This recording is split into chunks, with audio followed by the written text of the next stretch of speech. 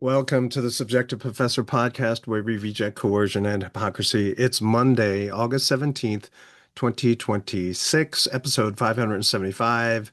And how's that war going?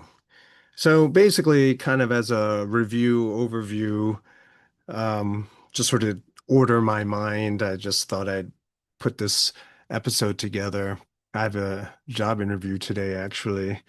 So I'm not sure how, if I even really want that job. But anyway, so socialism, democratic socialism, communism, call it whatever you want, is on the rise. And that shouldn't be a surprise considering Trump is also a socialist. All of the things that he's doing is authoritarian.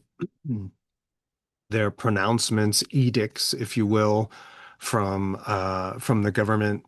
And so we're all just supposed to comply. There's no uh, debate, which is possible.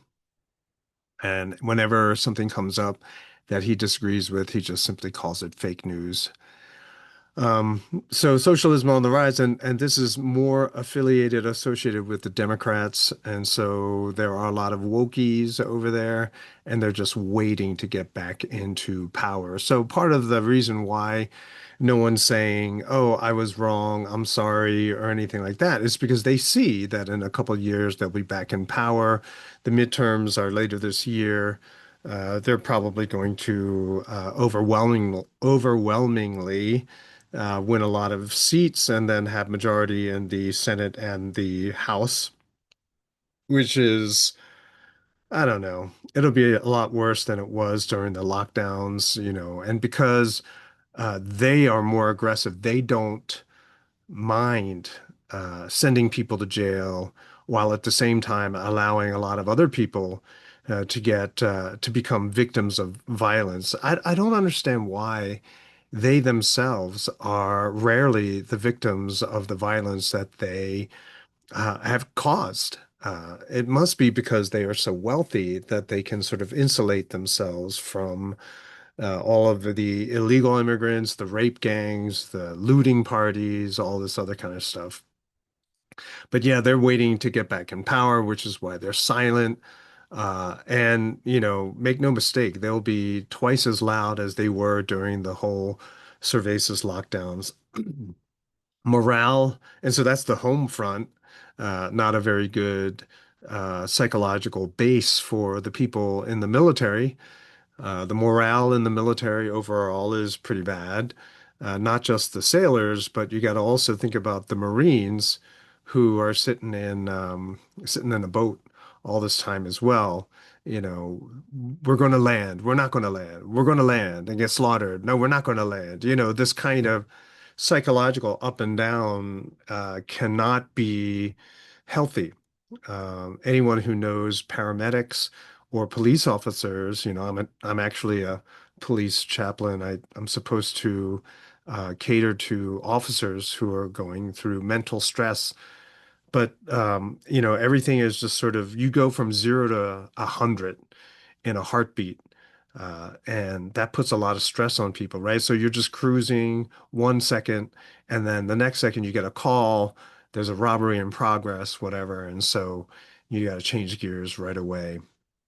And so there's a lot of stress there. So can you imagine that you're sitting on a boat, all of a sudden the word comes down, you're going to be landing on an island somewhere.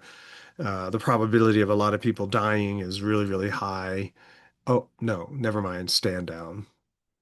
So it's kind of a crazy emotional ride. And on top of it all, the food is terrible.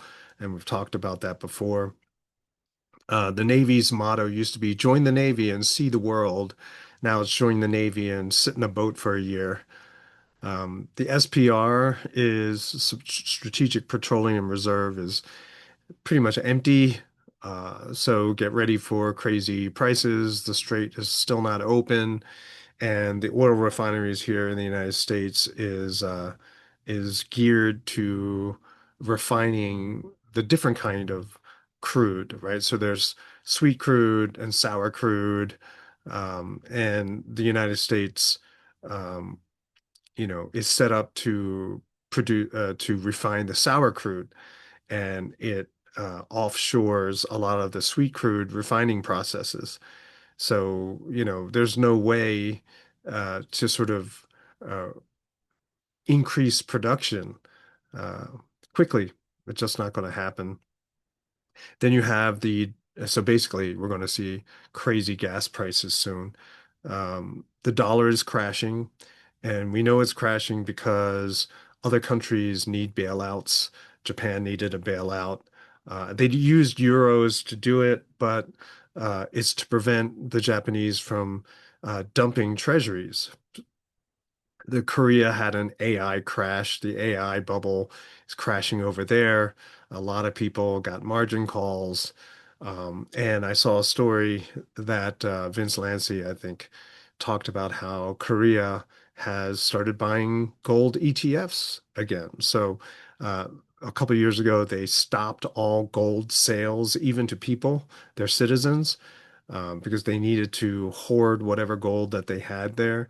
And now they're buying gold ETFs to shore up their reserves, I suppose. And so the AI bubble crash is probably coming here to the United States as well. Um, oh, Also, we have that illegal immigration problem. You have all these wokies here that are destroying the justice system as well. So instead of adapting to life in America and preserving what made America great, you're seeing people immigrating en masse, huge numbers, so that they take over towns. They vote in people who are like them, and then they start changing all of the laws, which basically means America in that area is no longer abiding by the same rules and justice. And so it ceases to be a way that people acclimate and sort of mesh into American society, just like my family had to.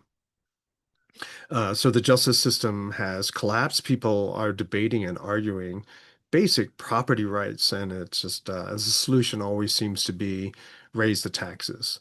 Trump is in mental decline. Larry Johnson said that, or is it Robert Barnes? He picked everyone in his administration based on loyalty, but that loyalty has become cowardice. Anyone who had a backbone has quit.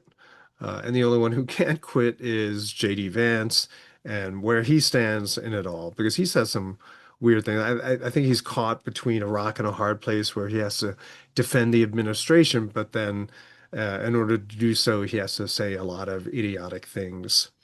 I heard a clip, I think Daniel Davis played it, where Trump says, "Oh yeah, after the war is over, we're going to seize the Strait of Hormuz. We're going to make it part of America," and everyone was cheering.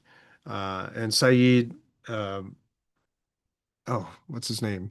The professor from Tehran University, Saeed Marandi, he said, "Look at all those seals clapping." It's mindless, really. I mean, what are they actually cheering for crying out loud? It's just they're cheering for mental decline. It's very frustrating to listen to. And the Democrats are not that much better. Biden, it seems, wasn't even there for the last year or two of his presidency, and none of them really seemed to care. I mean, Kamala Harris was an alcoholic, was drunk most of the time, so people say. Um, and the Democrats didn't mind. It didn't bother them at all because all of the policies that they wanted kept being passed in Congress. And so, we have a totally dysfunctional government. The Patriot missile defense systems, whether they're Patriots, THAADs, or whatever you want to call them, it's a joke. They are less than 10%, probably 5% effective. And they cannot replenish the ammunition because they used it all up. And production is so slow, supply chains are broken, and China has stopped the sale of rare earths to the United States, which is absolutely necessary for all of these modern weapon systems. So, from the F-35 to Patriot missiles, they need rare earth minerals, but they're just there isn't any. And so even though Trump promises to increase production, it's not going to happen, right? Because there's the materials needed to make them are just simply not there. And get this, it's funny. I said this, at the beginning of the Ukrainian war. But the United States is still buying oil and uranium from Russia, and apparently they're still doing that. So on the one hand, they're talking about how evil Russia is, but on the other hand, that's where they're getting a lot of oil and uranium. Like almost all the uranium is coming from Russia. So this is just a weird, I don't even know what to do with that. Maybe it's people in Russia who are trying to make a buck and are willing to continue to sell to the United States in spite of the fact that uh, you know, you have a president over here saying the most idiotic things and attacking Russia verbally, and then also supplying the weapons to Ukraine that are being used to kill Russians. It boggles the mind. Also, not only is there production capacity shortage, but also in shipbuilding. So Larry Johnson in Sonar 21, he wrote an article, like I had said that, um, the Navy probably counted on uh, ships visiting ports to be resupplied and to give shore leave to people. But also, they had, excuse me, super fast supply ships that would cruise with the carrier groups and supply them with a lot of the things that they needed. But the problem is a lot of them were decommissioned.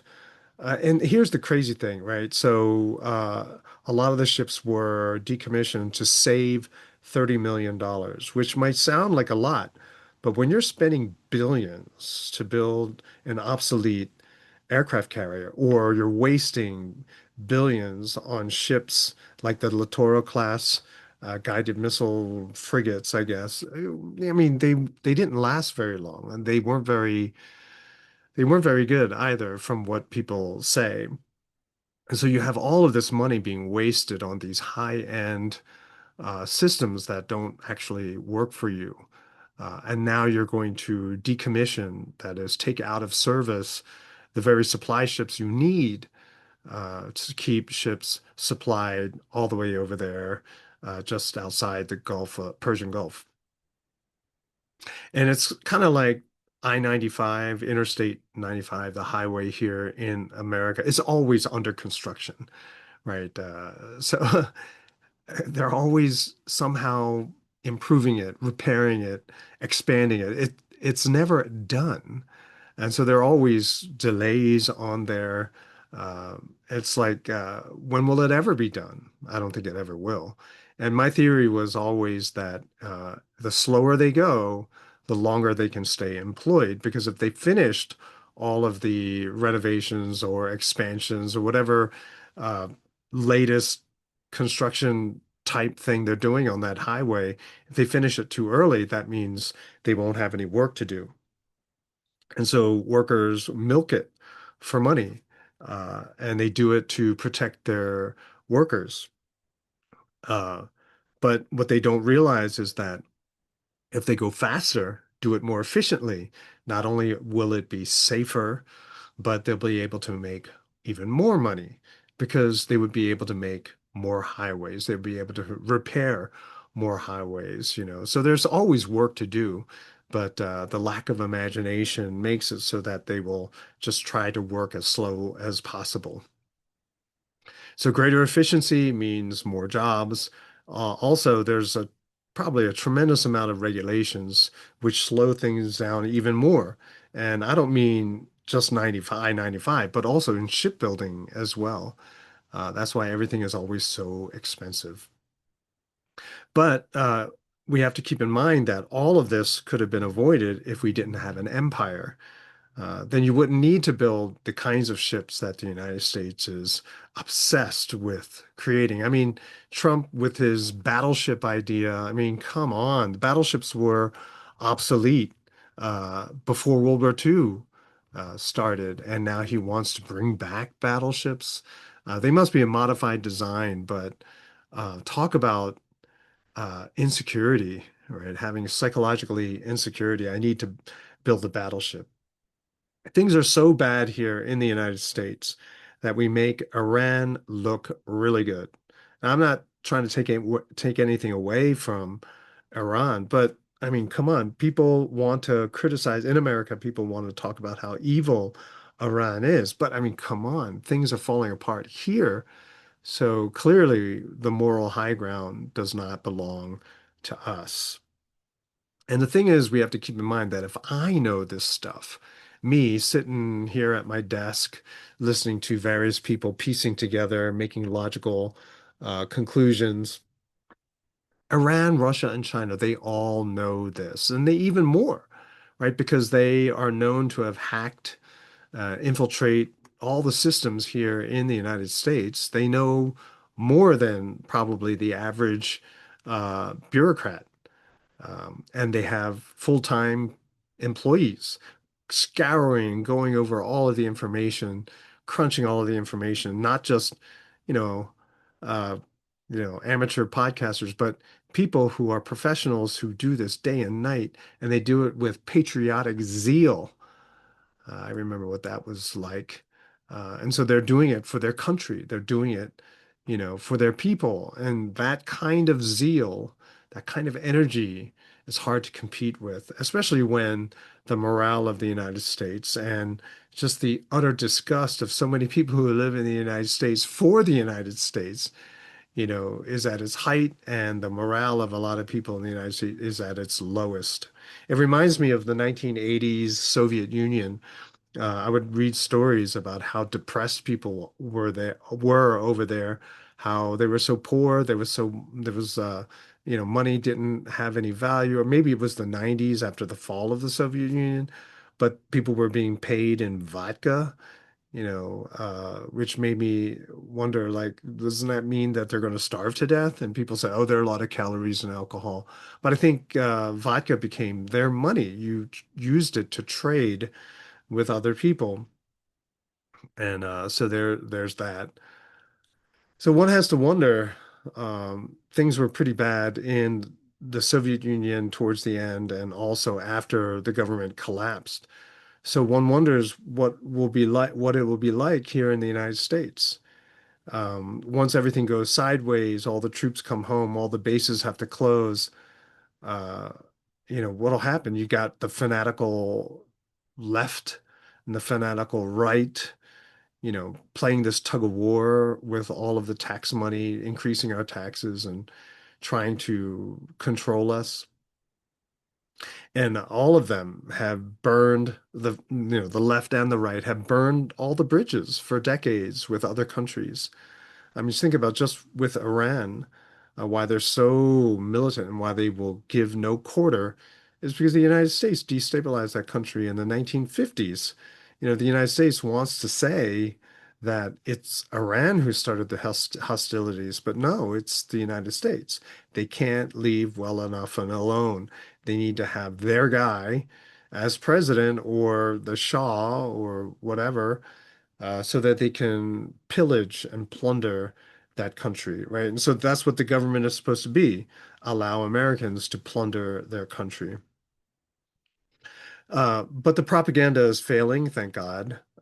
So although Trump will say what he says, fewer and fewer people are believing him. I've seen many stories, postings where people said they are embarrassed that they voted for Trump. He's disappointing them.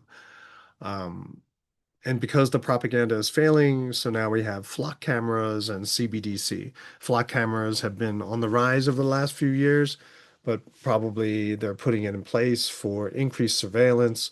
I saw someone post that imagine if we had flock cameras during the lockdowns, how many people would have been cited? How many people would have been harassed by police, because now everything could be watched.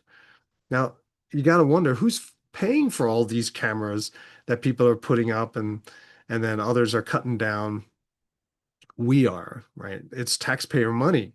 There's no local municipality that's doing it on their own dime. I mean, everyone's budget is already stretched, but uh, basically, I believe that the flock cameras people are asked Well, do you want them or not? And maybe local governments are compensated for allowing flock cameras to come into their county. And I think it's because everyone's so strapped for cash, a lot of people are just simply saying yes. If that's the way I would imagine the easiest way for flock cameras to be popping up everywhere. They're bribing all the local governments.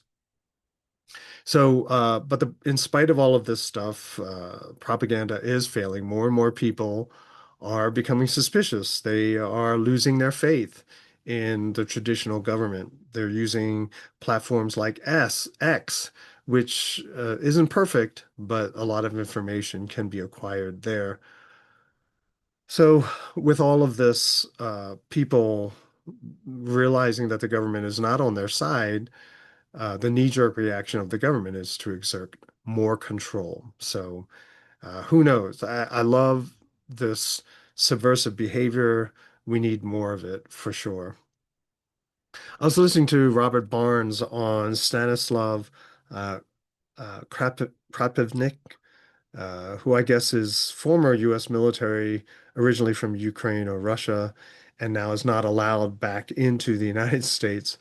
Um, but they were talking about how the third party is very, very important. It was the way to express dissent. If you look at American history, you'll see that the third party was the way to express and to allow for change in the political system of the United States. And Barnes believes that it's easier than it is thought to be. And that's what he does. He holds seminars to show people just how easy it is and teaches them how to pull it off. Something that came up in their conversation was Dubai, how, with all that money that was flowing into Dubai, it also meant that it was a hotbed for decadence, for deviant behavior, most of it sexual, deviant sexual behavior, perversion, shall we say. And Israel was basically the same as well. Like these two places uh, apparently are notorious. I don't know too much about it, but it doesn't surprise me that they're notorious for being incredibly perverted and deviant. And it's because of all the money that is going there. In the case of Israel, it's all our tax dollars funding just absolute decadence over in Israel. And, Epstein, former Mossad. So, I mean, it doesn't really, once you know about one thing, it shouldn't surprise you about the other. And so Robert Barnes is saying that the time is right for a third party. And so basically we have to get ready, start thinking in those terms, or to bring about better change in the uniparty, but I don't think that's going to go anywhere. I mean, there has to be a real shakeup. So um, you have to start thinking about how you would say what you need to say, how to get people out of the dark, how to get people to stop saying a vote for a third party is a wasted vote. I would think I would go through, do a little game theory. Because I would bring it up with people I knew the best. If I floated a certain sentence, then I knew what they were going to say in response, and then the whole conversation would follow a similar pattern. So what you got to do is you got to come up with a strategy where all of their normal talking points cannot be used. Um, and one strategy that I suggest that I've been talking about since the very beginning of this channel is just to ask people for explanations. Like, oh, okay, you've said that before, but you know what? I never really asked you what you meant. And then you can just simply say, oh, so how do you do that? How would that work? How would that look like? And so you're constantly asking questions to allow that person to talk. So you're not going to shut them down. You're going to give them the platform to speak. But if things play out in the way that they normally do, after a couple of questions, they will have no answer. And then it's at that point, then you say, huh, that's really interesting that, you know, um, it doesn't really seem to be possible. You have no solution for this. So you got to find where their information runs out. You got to find the place where they can no longer yell and scream and pretend that they know everything because it's only an inch deep. Their knowledge is very, very thin. And so you got to get to the point where they have run out of knowledge. They have nothing else to say. They have no answer for the question or no response to whatever pushback you have. So you don't want to push them. You just want to ask them questions. You want to keep asking them to explain themselves, explain this, define that word. How are you using this word? What do you mean? What do you do in this case? What happens if this happens? So how do you respond if this happens? And so by asking all these questions, you reveal that person's ignorance. Usually, people of this sort who just go on and on, they have about 2 hours maximum of propaganda that they just spew onto you. But after that, they don't have very much, right? So 2 hours is basically, if they go nonstop, that's everything that they know. And if they just dwell on that 2 hours, most people don't have 2 hours to burn like that. And so they never run out. Especially if you end the conversation after 5 minutes, it seems like they know everything. But no, you just, especially if it's someone that you know really well, a family member in the holidays, then you got 2 hours. What else are you going to do? And so you just got to get to the point where they run out of knowledge, where they reveal that all they're doing is repeating what other people had said. So you need a lot of patience. And the goal is to end the conversation with doubt on their part, right? That they're questioning themselves. That's what you want. And that's something that I was able to perfect actually in the classroom because it was very specific. It was very targeted. And so I could get people to reveal and admit that they have nothing else to say. Now, granted, some people are too far gone. They've just drunk that Kool-Aid so deeply, um, or they just get annoyed with us because they know that we don't agree with them. And so maybe it's impossible to reach them. Uh, but maybe we're not the one, maybe not right now. So then we can practice then in the meantime and to get ready for the people we love the most, care about the most. We can practice on people we don't know. Just do that strategy. You see someone, you're in a conversation, they say something really radical and crazy. Instead of responding negatively, you just say, "Oh, well, that's interesting. What do you mean by that?" And you just keep getting them to talk. But the thing is, what they don't know, because you're playing kind of dumb, is that they think that you don't know that what they've got is thin, hypocritical, contradictory, and that you're trying to push them to reveal that. And so once they contradict themselves, you got to remember everything they said. You're like, oh, but what you said was this before. How does that jive with what you just said? Doesn't that contradict each other? So you want to find those contradictions. You want to find that hypocrisy. And so then you leave them with doubt. You don't have to say, aha, I gotcha. You don't have to do that. You're like, oh, well, you might want to think about that some more because it's contradictory. Or, oh, huh, that's weird. It looks hypocritical and that's injustice. So, you can kind of do that. You want to get them to be uncertain about the things that they were used to be so confident about.